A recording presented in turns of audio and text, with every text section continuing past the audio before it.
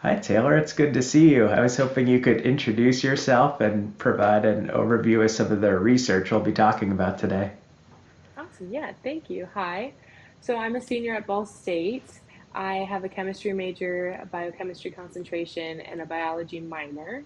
I've been in my current biochemistry group for about 3 years now, and I study the protein MitoNEET. It's a pretty novel protein discovered in 2004 as part of a screening for diabetes drugs, and its increased regulation and decreased levels have been linked also to Parkinson's disease and different types of cancer. I study the protein as an enzyme, and I first studied it in an oxidation reaction with cysteine to cysteine, and then as a transaminase enzyme with the cofactor PLP, where we'll switch functional groups on cysteine and 2-oxoglutarate to make the new amino acid glutamate and new alpha keto acid 3-mercaptopyruvate. And I look at both of those reactions on the GC-MS or the HPLC. Very cool. What initially sparked your interest in studying MitoNEET, and how has that research focus evolved over time as you've done more work? Yeah, so originally I kind of just joined the lab for its supportive environment and kind of the people that I knew. But I've come to really like this research because I think it's very exciting to kind of be the only person who knows something about a protein that's about the same age as me. And so anytime I run a new reaction, I get to know something about this protein before anyone else does. And I think that's really cool. Every protein is unique in the way that you need to work with it and the way you can analyze its reactions and things.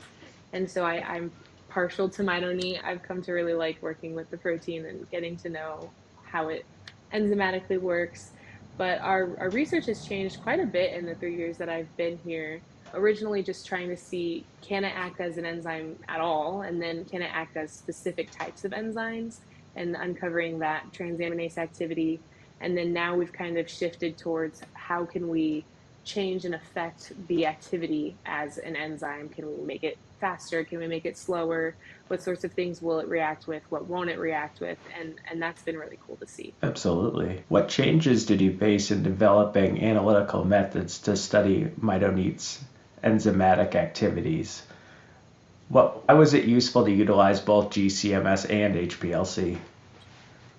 Yeah, so the GC-MS and the HPLC was necessary because that 3-mercaptopyruvate and that transaminase reaction, you can only see certain things on the GC-MS. You can only see things that will derivatize with TBDMS, and then that will fly through the instrument as a gas. And 3-mercaptopyruvate has a really hard time doing that. It's very hard to quantify. So we decided to develop an HPLC method, which had its own set of challenges trying to figure out what things would work for the HPLC, what we had to change from our method with the GC-MS. And then at one point, we encountered a pretty major challenge where all of our samples were just losing material like crazy, and they were super inconsistent. Just between myself and then our master student that I worked with for a while, Joey Marketan, and he's actually getting his PhD at Notre Dame right now. But we came into some issues with inconsistent counts and ended up having to go through every step of the method trying to figure out where could something go wrong. There's a lot of moving parts, a lot of different things that need to come together to make it work perfectly, and in research that doesn't happen all the time. So we had to do some brainstorming to figure out what was wrong, and eventually we found that our reaction wasn't stopping completely when we heat it to denature the enzyme, the protein MitoNEET. And so we had to add a certain amount of acid to completely stop the reaction so that our counts would become more consistent again. And so we've had to implement that into the GC-MS and the HPLC method, and it has helped, and our counts are way more consistent now. But that was a fun little problem solving session. It's always something. How do you see the role of chromatography evolving in the study of proteins like MitoNEET? The unique thing about MitoNEET and proteins like it is their enzymatic activity does invite a lot of analytical methods to be used, like the GC-MS or the HPLC, because with those instruments you can look at what's in the material, what's in our sample. And so allowing that enzyme to go and react with the reactants and make those products, it's nice to use these instruments to use them to look at what are we making and what amounts are we making. And then for MitoNEET specifically, like developing new methods for the LCMS to get mass spec data for some of those harder to quantify on the GC-MS, like 3-mercaptopyruvate. But even other proteins that are enzymes, it's easier to quantify those results when you can use an analytical tool like the GC-MS or the HPLC. Fair enough. And I know you already touched on one, but could you discuss some of the unexpected findings or surprises that you encountered during your research?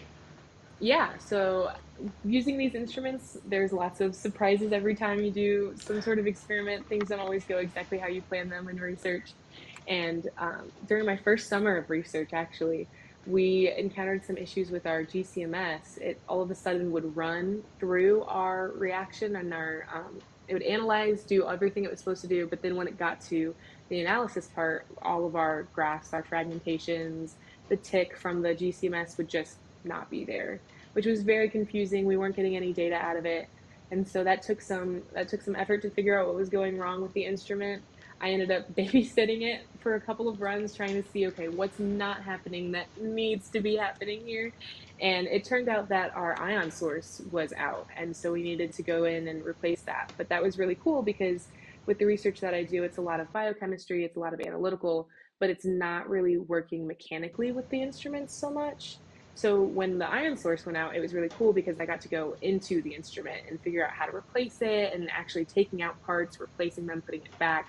And then we got to see our data again, which was very exciting. That's awesome. What advice would you give to young researchers who are interested in pursuing similar interdisciplinary studies? I would definitely say go for it, get involved, try everything you possibly can try, learn all the instruments you can. Interdisciplinary work is great because you can try a lot of different things and see what you like and what you don't like. And especially as undergraduates, now is the perfect time for us to try things and succeed at them, try things and fail at them.